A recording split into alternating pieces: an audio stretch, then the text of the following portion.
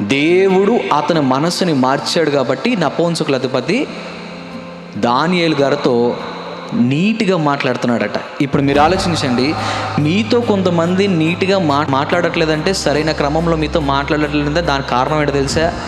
మీరు ఉండే విధానము సరైన క్రమంలో లేదు కాబట్టి దేవుడు వాళ్ళలో పని చేయడు.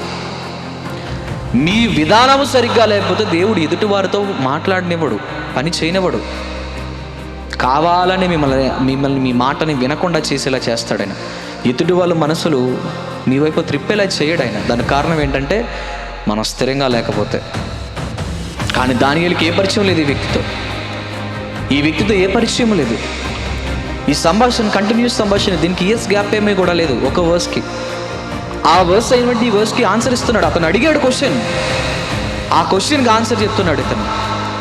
మేము తినమని చెప్పాడు, మీరు ఎందుకు తినరు, నేను ఖడ్గం పట్టుకుంటాను అనలేదు, మీరు ఎందుకు తినరు అన్న విషయము ఆ వ్యక్తి తన ప్రేమతో అడుగుతున్నాడు, అనగా సమాధానంగా అడుగుతున్నాడు. అంటే ఈ వ్యక్తి సమాధానంగా మాట్లాడాలన్నా, ఒక శత్రువు మనతో సమాధానంగా మాట్లాడాలన్నా మనకు రావాల్సింది ఏంటో తెలుసా?